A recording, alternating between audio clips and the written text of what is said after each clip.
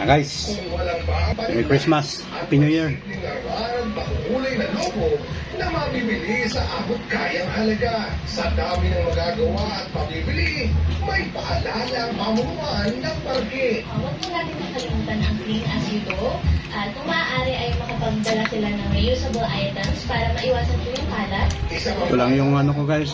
Ito lang yung Noche Buena ko. Ang parke ngayong araw at bukas. Kaya pamilya Bilyones na tumayo pa mula Binangonan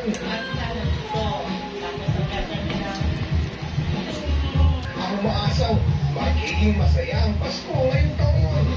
Mas mataas ito kumpara noong 2024.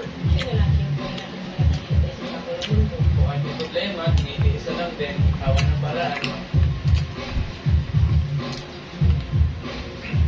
Samantalang ngayon, muling pinapaalalahanan ng publiko na ang Rizal Park Luneta ay bukas lamang hanggang mamayang alas 11 ng gabi. Samantala, bukod sa fountain and light display, meron ding misa dito sa partika ko ng hapon. Emil, maraming salamat. Oscar Oida. Noche Buena by the Beach naman ang pagsasaluhan ng maraming nasa isla ng Boracay. May 7,000 turista na. Hindi na ang iba't ibang mga water activities ang in-enjoy ng mga turista dito sa isla ng Boracay, pati na rin ang napakagandang sunset. Kaya naman inaasahan na madadagdagan pa ang mga turista ngayong gabi. Yung fare compared to other destinations in the Philippines. Ayun. Tapos, easy access din sa mga activities, especially for a family with kids. Police, Philippine Army, and with the three naman po na related is the Philippine Coast Guard. Vicky, inaasahan naman ang iba't ibang mga pakulo dito sa mga establishmento sa isa ng mga matataong lugar. Yan ang likas mula dito sa isa ng Boracay. Balik sa inyo, Vicky. Maraming salamat sa iyo, John.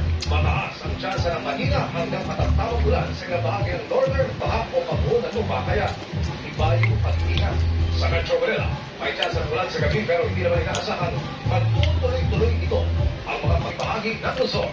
Nariyan din ang easterlies na pwede namang magdulot ng biglaang malalakas na buhos ng ulan sa hapon at gabi. Samantala, ang magkaroon ng low pressure area o bagyo sa mga susunod na araw. Pero patuloy naman damay Sa Dilma. Sarap yung balat. Baby Miss Vicky, good evening mga kapuso! And happy midweek chikahan sa inyong lahat!